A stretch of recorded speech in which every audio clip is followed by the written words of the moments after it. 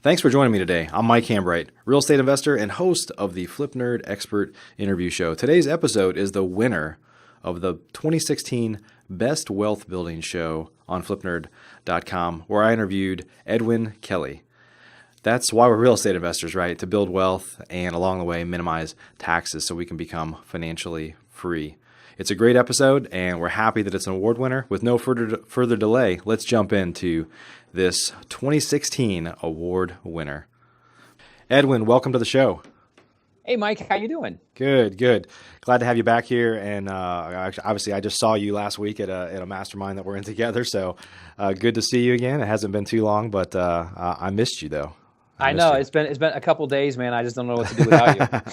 Yeah. Well, hey everybody. Edwin is the CEO of Specialized IRA Services and really a retirement expert of how to use retirement accounts for other things other than just real estate investing. But obviously, that's a lot of his focus is real estate investing. And so, Edwin, you're going to do a much better job of introducing yourself than me. Why don't you take a couple minutes and tell us a little bit more about you?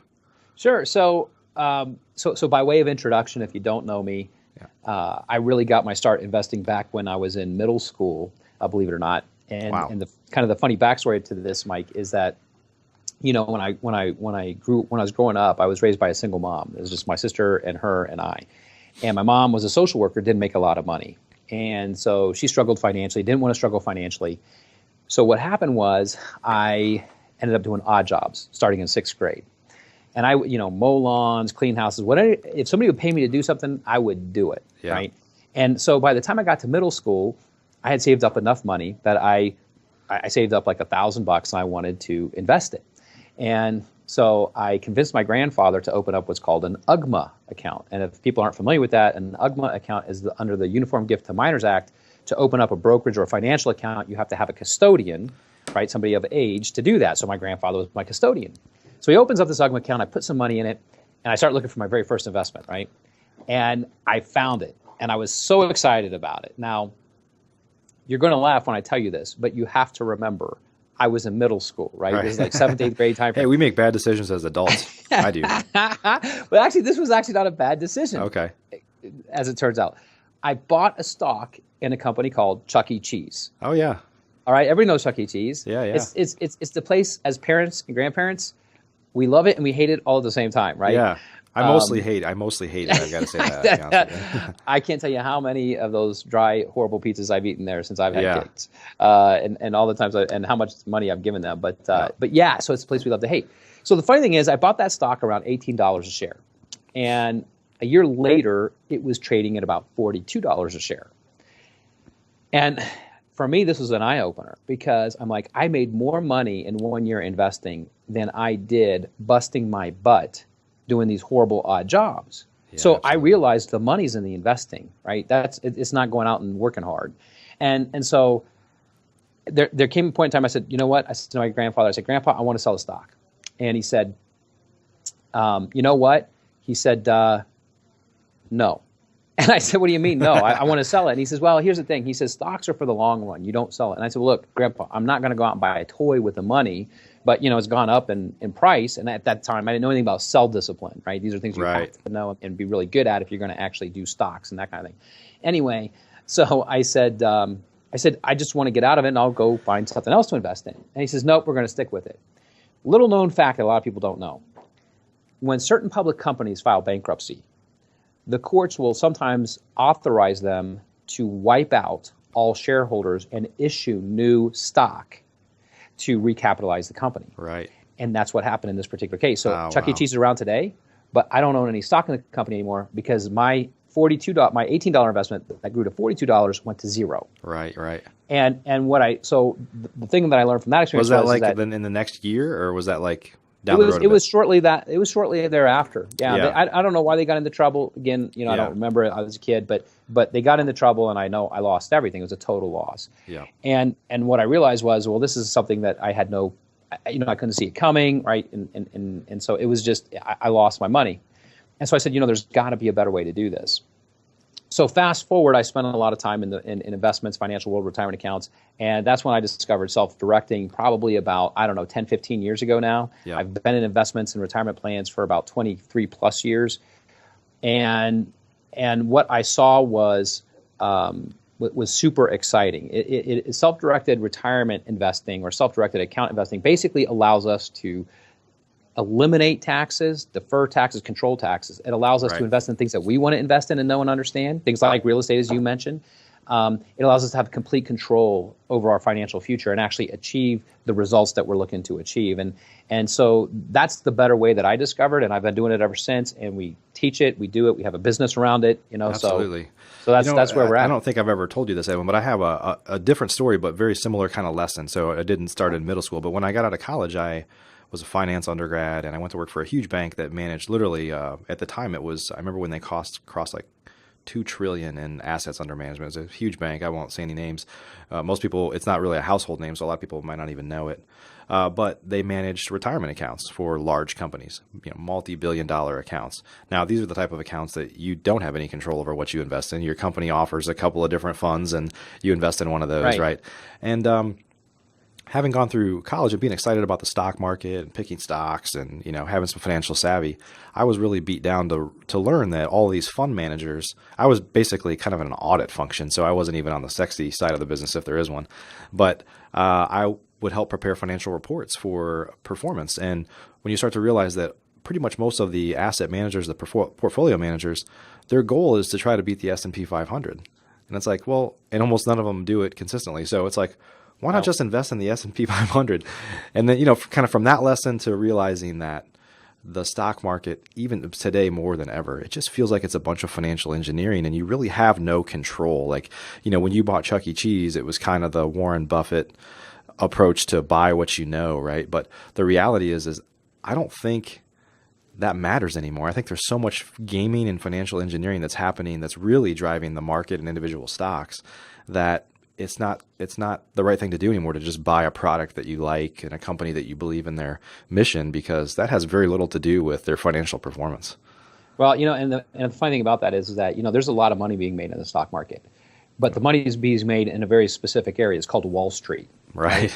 And you and I and everybody listening, we don't live and work on Wall Street. So we're not the ones making the money from the stock market. They are. Yeah. And just as a quick side note to what you shared, something that a lot of people don't know. I lived in the institutional money management world for a long time, in the investing world. And so it's a game, because it's amazing how, like you said, people are trying to beat the S&P 500. So it's interesting, you can look at the top 5 fund holdings. Well, it was always funny to me how many funds in the top 5 positions that they held, where they had most of their money invested, held the index. Right. they weren't adding a lot of value, to your point. They're basically buying the index, but they're able to charge a lot of fees. Right. And the other thing is that they report out their positions on the last day of the month. So what do they do on the last day of the month? They take cash, they go into market, then it shows invested, and then the next day they sell it, because they may not want to hold, but they can't show a bunch of cash on the records to investors, because you'd be like, why am I paying these fees if they're sitting in cash 90% of the time? Right. Well, there's a whole game around it, but this is why people just don't get ahead with those kinds of things. Yeah. Well, everybody, we're going to talk today about self-directed retirement accounts, and Edwin's going to share some great information with us. And for those of you that have been listening to the show for a while, we break the show into 2 parts. We're going to talk a little bit about self-directed accounts, and kind of where some people fail and some challenges that people have up front. And then when we get into part 2, we're going to really kind of talk about, Edwin's going to give us some details on how to take action, a lot of people know that these are important things. What should you go do right now? What should you go do as soon as after you hear this, to start making some progress and moving forward? So Edwin, let's kind of dive into, maybe you could share some challenges that people have in this space. There's so many people that I saw something the other day that I can't remember the percentage. It was like some insane percentage of people in America don't even have $1,000 in their bank account. It was, and people, if you're in that situation, you never feel free. You can't retire. You can never stop working, essentially, right? So what are some of the challenges that people have to just kind of go down that financial freedom path that everybody wants? Well, you know what? It depends. There's 3 core challenges that I see that we all have. And then there's other challenges, as we've worked with clients over the years, that have popped up along the way that we see people get into. And we'll hopefully have some time to talk about that, because it's really cool the way that you can actually solve those problems with the strategies we're talking about. But I'd say that the 3 big challenges that people have fall into 3 things: taxes, the investments that they hold, and expensive fees and commissions. And to put that in perspective, there was a report that the Social Security Administration commissioned. And IRAs were introduced back in like 1974. So they've been around a long time. And so what Social Security said was, hey, you know what? How did this fare for people, right? Back then we said, open up an account, participate in the company sponsored plan, work, save, put the money in these mutual funds. And at the end of your life, you're going to have enough money to take care of yourself. So how did that work, right? And so they said if we take 100 people at the start of their working career and follow them to retirement for purposes of their study was age 65. They said, what happened to those 100 people? Long story short is what they found was 5 out of 100 people were considered financially secure by age 65. 95% of Americans have failed to do it. Wow. And the question is why? Well, it's because of these 3 challenges. So the first challenge is taxes, because a lot of people don't understand taxes. They don't understand how it impacts them. But to just give you kind of a quick scenario, if someone were to make $100,000 this year, right, you trigger federal income tax, state, local, right, depending upon where you live.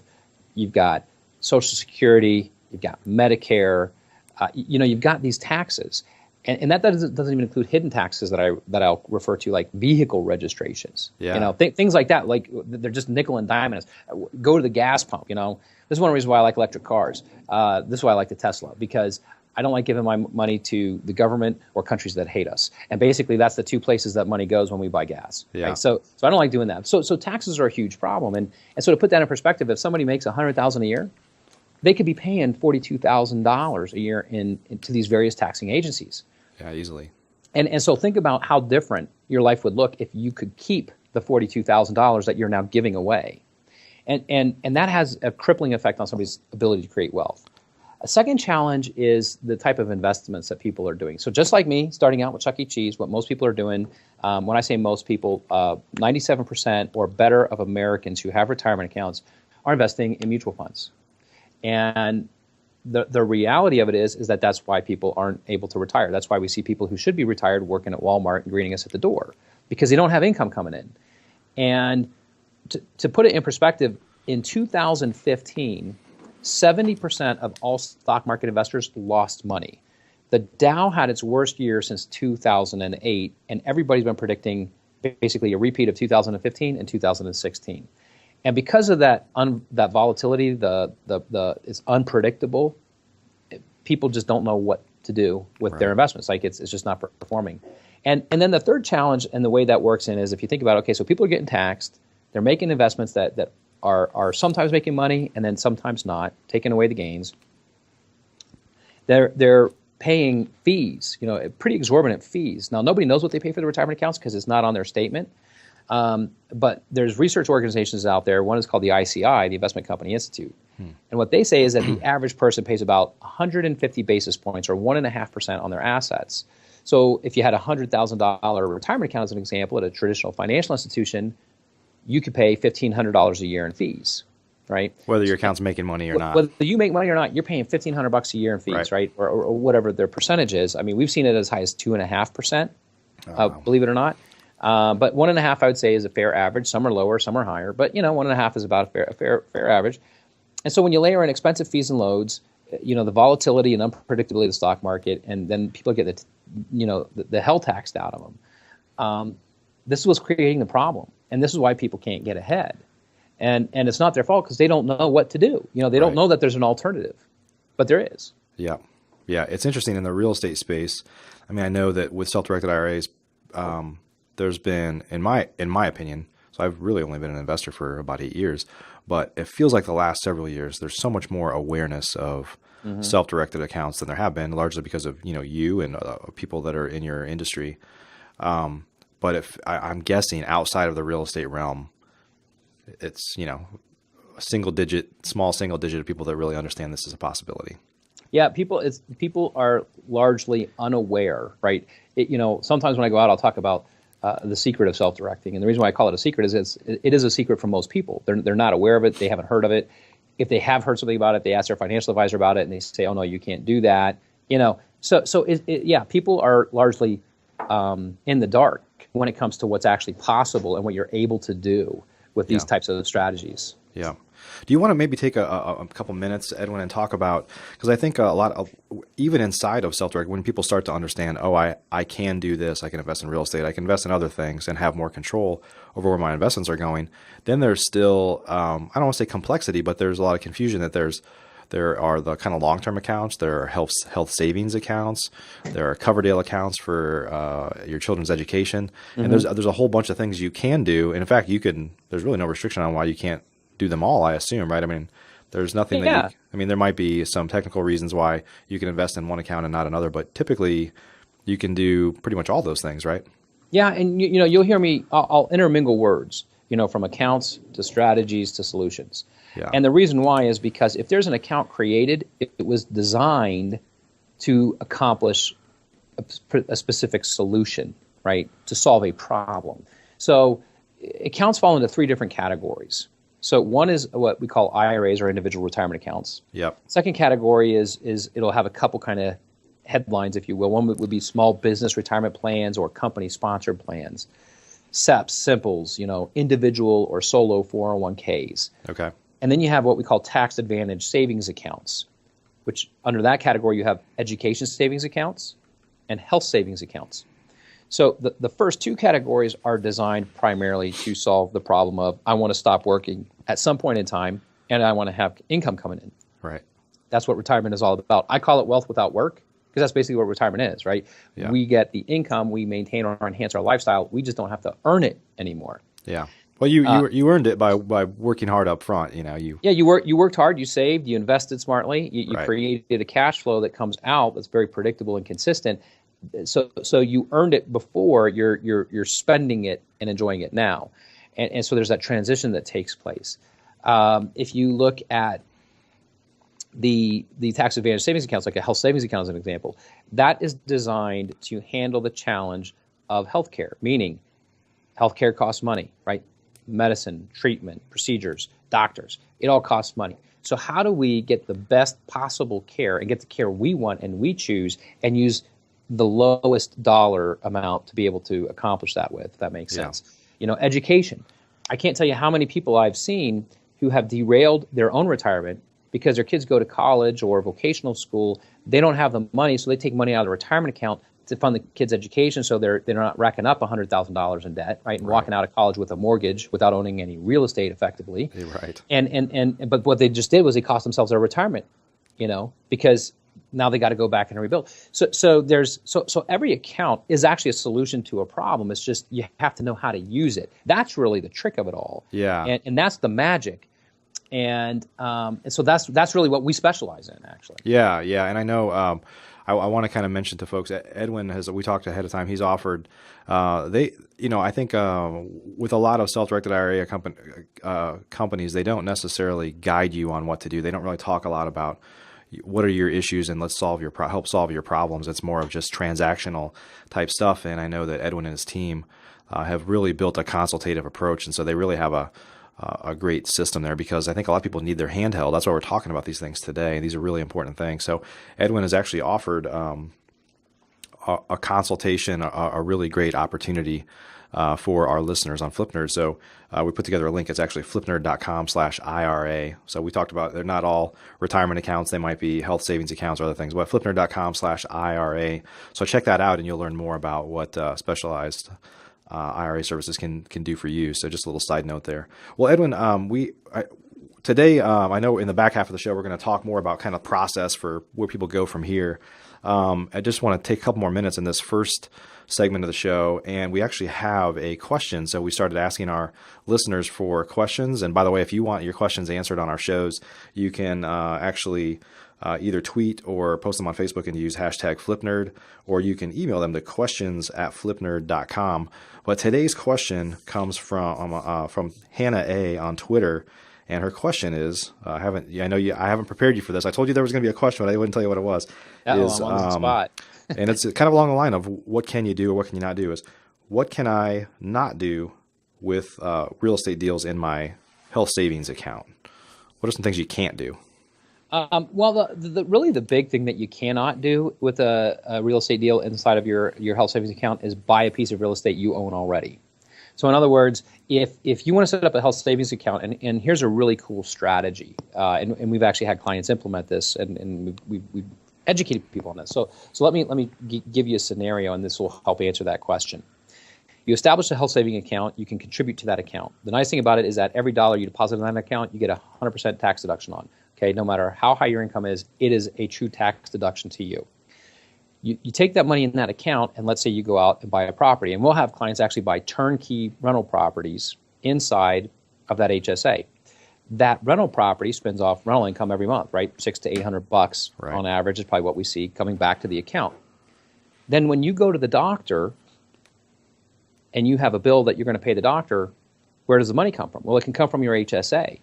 But where's the money in the HSA coming from? Well, it's coming from the rents, right? So effectively, you have a piece of real estate, an asset inside that HSA account that is spitting off consistent income. So whenever you go to the doctor, when your kids need braces, right? You need LASIK surgery, the money is there. You're not paying for it anymore, right? Your investment is actually providing the income for that. That works. But as an example, if a client said, hey, I already own a piece of rental property, and I want to take my own personal rental property and put it in that HSA account, that would be an example of something that cannot be done because of rules and regs in place. So can you buy a new investment property in your HSA? Yes. Can you take an existing property you already own and put it in your HSA? No. That would be the distinction. I see. Awesome. That's great. And one thing on your example there, correct me if I'm wrong. So if you use a Roth self-directed IRA or solo 401k, if it's a Roth variety, then those rents and things that you're receiving to kind of pad your account are all tax-free, right? Yeah, so that's the really cool thing about it is that the HSA is a tax-protected environment. All these that's one of the cool things about it. All these accounts we're talking about are tax-protected, meaning when your investments generate income or gains back to that account, you don't pay any taxes on it that year. The nice thing about the HSA is that you got a tax deduction going in. Well, what happens when you take the money to spend on qualified medical expenses? Well, guess what? You don't pay any taxes on that.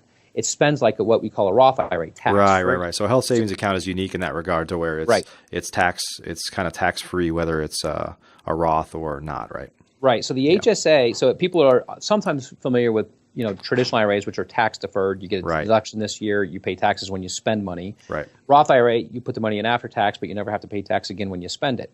With the HSA, it's the only account where they married the two tax benefits of Roth and traditional together in one account. So you get the deduction going in, you get tax protected growth on all your income and gains, and then you get to spend all that money tax free on medical expenses. Yeah. And so it's one of the most powerful accounts that the government has actually given us.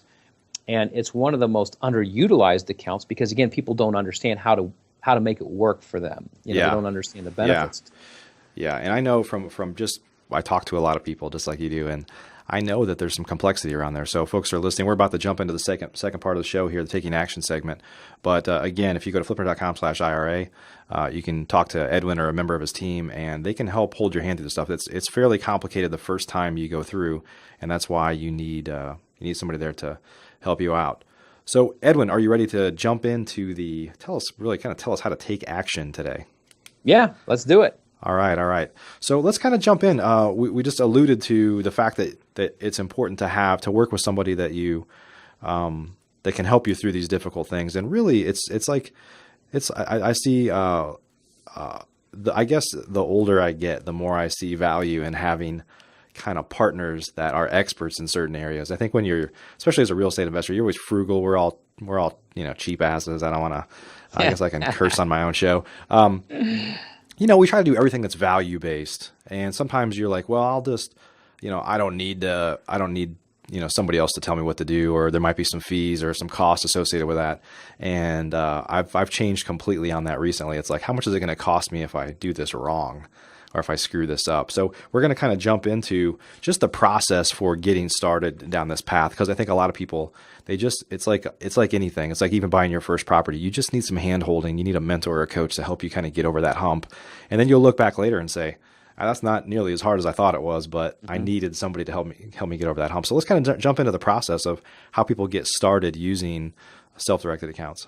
Yeah. So that's one of the things that we focus on at Specialized IRA Services, is because what we know is when people step into the self-directing world, And we've been in this space, like I said, for over 10 years, right? It's been a long time. And what we've heard are two different challenges that people face when they decide to self-direct. So they say, yeah, I want to get away from the stock market, or I want to diversify away from it at some level, right? Maybe not all, but they want to get some diversification going, get into some real estate notes, some other things.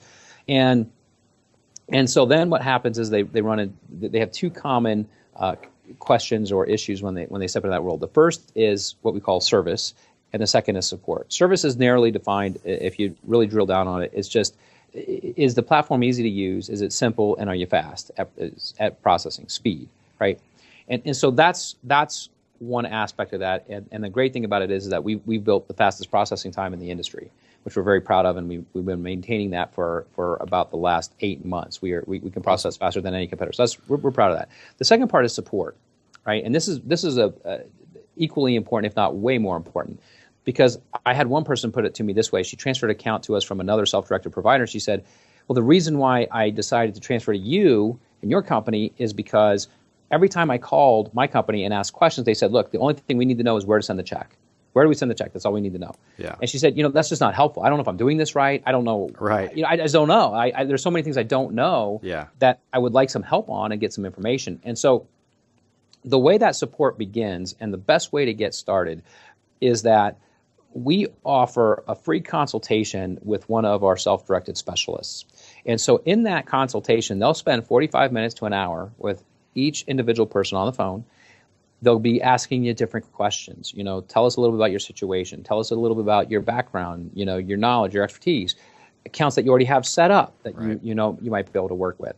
Understanding goals so that they know, how do these different strategies play in? What's the right fit?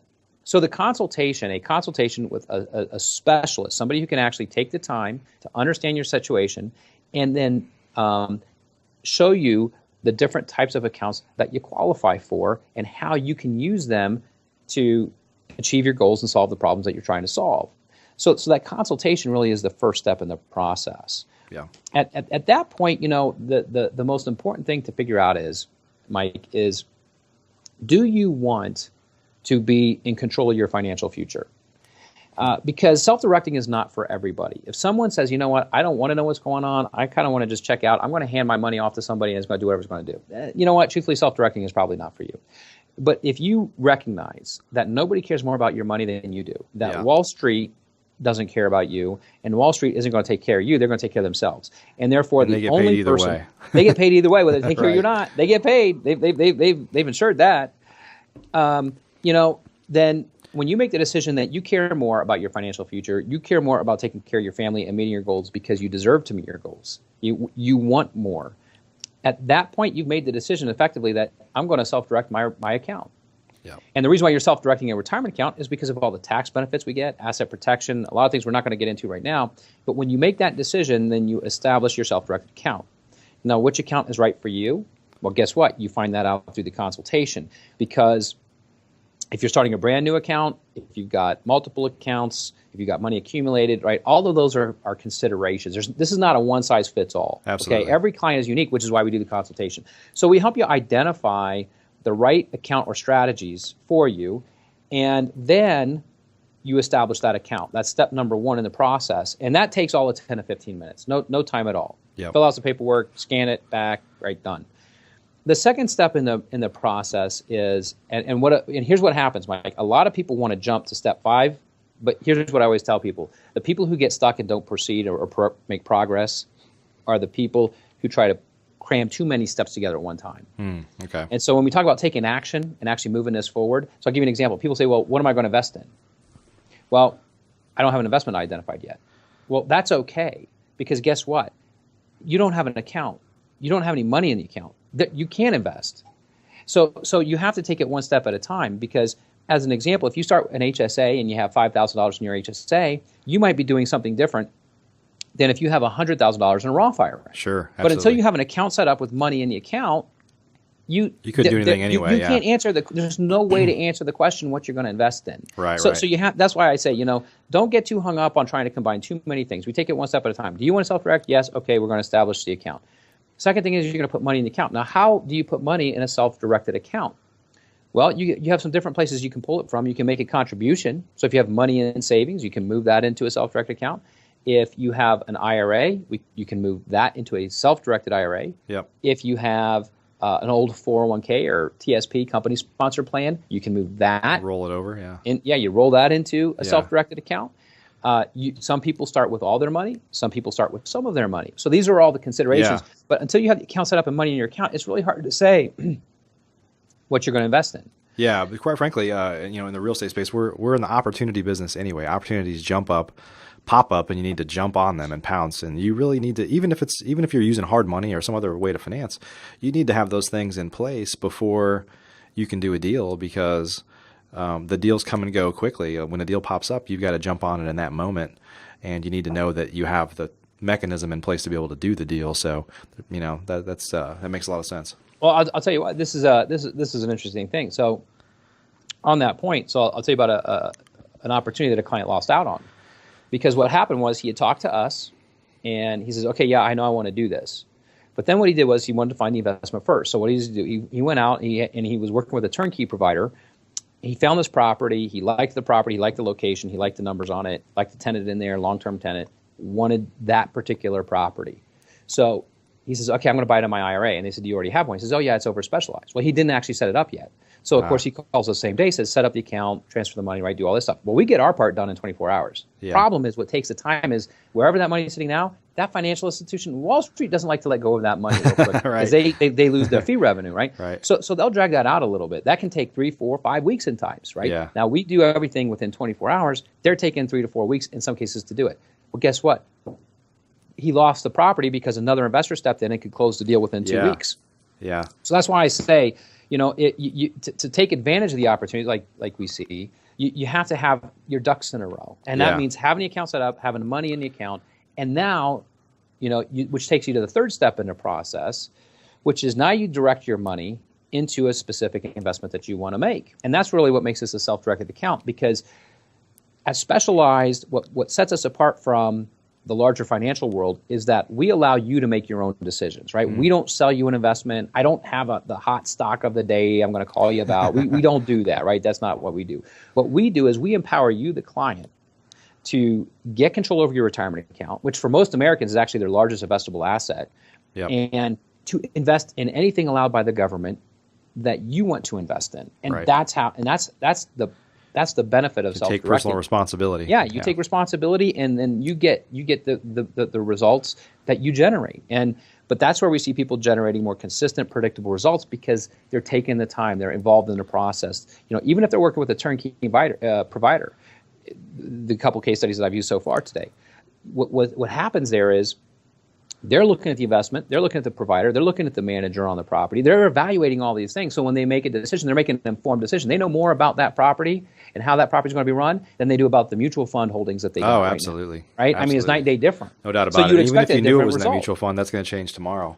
Yeah. So we see clients achieving different results because, they're more informed and they're making better decisions for themselves. Right. Yeah, I can vouch. A lot of listeners know this, and I know you know this. We started a turnkey consulting business just recently in the past few months, passiverental.com. It's kind of powered by the FlipNerd platform, and we have partners all over. So a couple things that you said that I'll vouch for are, one is, there's a lot of demand right now for rental properties, especially the turnkey model. So when we get properties or our partners get properties, a lot of times there's a line. They put orders in to take a property. So you can't wait around. You've got to have your financing in place to do a deal. But absolutely, we see that people are very engaged and sometimes traveling to the market.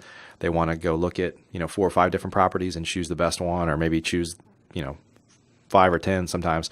But it's such a great thing. If you think about the way that I grew up investing is you just pick some company that I see you keep sipping on your Starbucks there.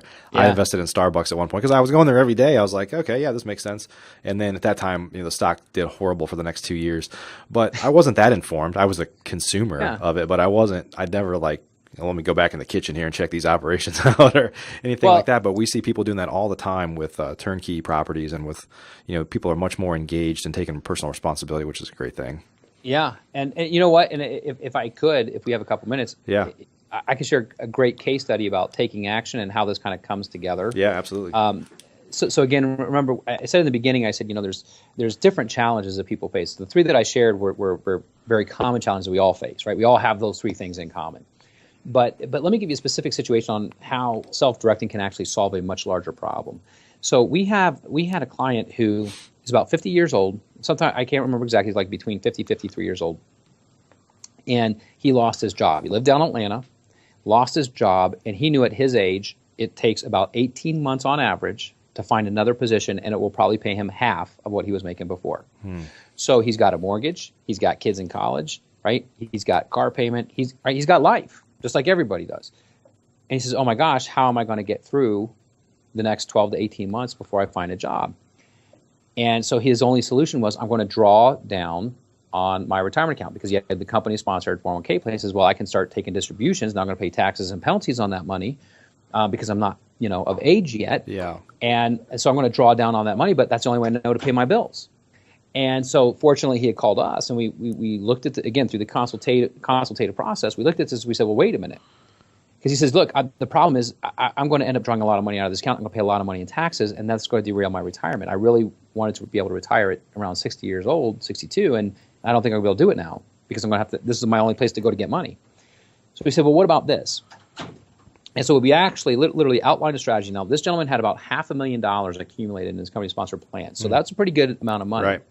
But here's what happened. He ended up transitioning, redeploying that money from the mutual funds into turnkey properties. So keep in mind now, all these properties are paid for 100% equity, and they're all spinning off income. So now what he's doing is he's distributing the income from the rents every month to himself. Is he still paying taxes and penalties because he's not of age yet on those distributions? Yes, he is. But here's where it's cool. He's not drawing down on his assets, so he hasn't derailed his retirement. Right. He hasn't had to change the date. And when he gets back to work, guess what? He stops taking distributions. Taxes and penalties stop, and the cash begins to accumulate in that account so he can buy more properties. Right.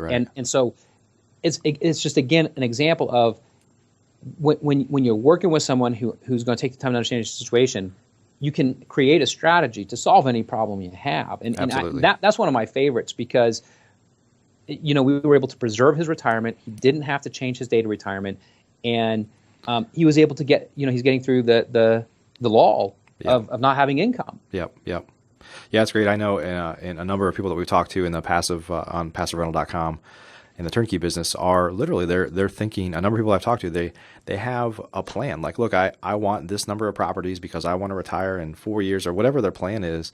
And I think that's the right way to think about this stuff. I think part of the problem with investing outside of the self-directed realm is that you just start to become so disconnected. Like, a portion of my check goes there, but I don't know what it's doing. You're never talking to anybody about what your plan is. Like, why are you trying to do these things? What are you trying to accomplish? So yeah, that's powerful stuff. Hey, one thing I wanted to clear up, and I know the answer to this, but I want to throw this out there because I know a lot of people ask this question, is we're talking about buying properties and all this stuff in your account, but just to make sure that people understand, you don't have to put $500,000 in your account. You don't have to put $80,000 or $100,000 in your account. You could roll over as low as even a couple $1,000s, right, to get started. Because one of the things that you can do, and we probably won't get into all the details here, is you can actually use your retirement accounts, can actually borrow money to leverage up investments. Am I saying that right, Edwin? Yeah. So one of the things that people aren't aware of, and it's what I call a legal backdoor to the contribution limit. So the only thing that we're limited on when it comes to retirement accounts is how much we're allowed to take from our earned income and deposit or move into our self-directed or any retirement account for that matter, right? In our retirement. That's the only thing that's limited. There's no limit on how much money you can make. That's the only limit. So the thing is that, and I'll give you another example. I had a client, his name is Gary. He's 53 years old, opened up a Roth IRA. That was his first retirement account ever. Never started a retirement account. 53, wakes up, says, oh my gosh, I have no money. He was an attorney. He says, I don't want to work the rest of my life. What am I going to do? So he came to one of my seminars and opened up a self-directed Roth IRA, put $4,000 in it, because that's all he could do back then. Right? The contribution limits change from year to year sometimes. Yep. And so he had $4,000 in that account. So he says, well, what do I do with $4,000 now? And so we spent some time, again, helping him create a strategy. That's one of the things we can do. And so he developed a strategy where he was borrowing money inside of his Roth to purchase real estate. he would have a mortgage on that property, and that's why I say it's a legal backdoor to the contribution limit, because the rules allow you to borrow money in the account. Yeah. Okay. It just has to be done a certain way, but we can explain that. But you're allowed to borrow money in the account if you don't have enough money to do an investment. And so clients will borrow money, use some IRA money as a down payment, borrow the rest, buy the property, put a tenant in there, use the tenant to pay off the note, and then they have a free and clear property that's going to cash flow when they want the money in the future. Right. So I mean, there's so many cool creative things that you're able to do. Yeah. Yeah, I know even I know there's some complexities with this, and I won't try to solve those today, but you can borrow. I know that, obviously it's typically referred to as a non-recourse loan that your account has to borrow, but you could even if you had as low as a few $1,000s, you could essentially lever up, use a non-recourse loan to buy a house that you might wholesale, that you might rehab, or kind of fix and flip and sell it. And all those profits can go right back into your account, right? Yeah, absolutely. Yeah. And so that's, in a nutshell, that's how it works. You put some money down, and like I said, Gary started with $4,000. We have clients open up accounts with just $500 contribution in it, because the key is that one of the things that I always tell people. Another quick example. When I was in college, I was a broke college student at the Ohio State University. Okay, they're very particular about that "the" part. Yeah. if I have any Buckeye fans, you know what I'm talking about, or anybody who hates the Buckeyes, you know what I'm talking about. But at any rate, but the funny thing is that I set up my very first retirement account when I was a broke college kid at Ohio State University, and I remember my friend saying, "You don't have any money. Like, you're a broke college kid. I mean, why would you have a retirement account?" And they said, "You can't afford to save."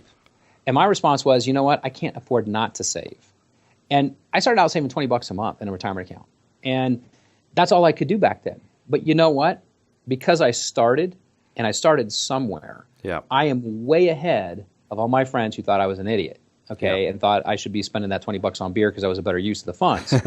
and maybe it would have been, but in retrospect, it clearly wasn't. And so it's about starting somewhere, and that's the great thing about self-directing. With $500 in an account, you can get going, and there's investment strategies that you can implement with just $500 in an account. So any amount works. Yeah. It's just you can lend. There's a lot of things you can do. Yeah, you can lend. Most people aren't $500 isn't going to solve their problem, but there's a lot of things you can do. If you are busy and you don't have the ability to go out and find properties and do all the stuff yourself that kind of full-time real estate investors do. All full-time real estate investors need funding. So you could, lending, which is much more, kind of passive and less involved than certainly doing the deals yourself. So there's a lot of ways you could use that money. Yeah, absolutely. I mean, there's so many different options out there that we see clients implement, but it is not uncommon, I mean, for a rehabber as an example, gets into a rehab, needs another $5,000, $10,000 because something popped up along the way. So you know what? You got $5,000, $10,000 in the account. You can do a loan to the rehabber on that investment property and make 10, 12, 15%, depending upon whatever you negotiate with that rehabber. And you can put small dollars to work. And $5,000 to $10,000 may not sound like a lot of money, but when you put it in perspective, that you can put your money out there, you can get 8, 10, 12, 15% doing something different where your money is secured by a real asset. That's a huge deal, because if you do that over a period of time, that's going to grow immensely. Yeah. Awesome. Well, Edwin, I know we could talk about this for a long time. Sometimes we do. I will tell you one of the things that I appreciate about Edwin and Keith on Edwin's team is that I've had a number of conversations where I'm an innovative guy. I like to think, well, can I do this? And whenever I ask a question, well, can I do this? Because I think a lot of times as real estate investors, or if you're an entrepreneur, you're always thinking outside of the box. So can I do this in my account? And they're like, yeah, absolutely. Or then maybe they'll say, take it to another level. Well, yeah, you can actually do this. And you're like, wow, I had no idea. Or tell you that, no, don't do that because you're going to blow your account up. So I think it's important to have those folks in your corner. So again, if you go to FlipNerd.com/IRA, you can get in touch with Edwin and his team and learn more about a special offer that they've made for us so that you can have some consultation to get started. Other than that, Edwin, any other ways that folks can get a hold of you, or why don't you share any kind of final words you have on how they can take action and get started? Yeah, well, you can always find us on the web, www.specializediraservices.com. One of the best ways to get some more information, too, from us is to like us on our Facebook page. We have a lot of fun with Facebook. We do a lot of videos. You'll hear from clients on our Facebook page. We do some just fun, crazy posts. There's awesome. I won't refer to some of the crazy ones, but we have a lot of fun with it. So yeah, you just go out and you find us, and you can find us at those outlets as well. Awesome. Edwin, thanks so much for joining us.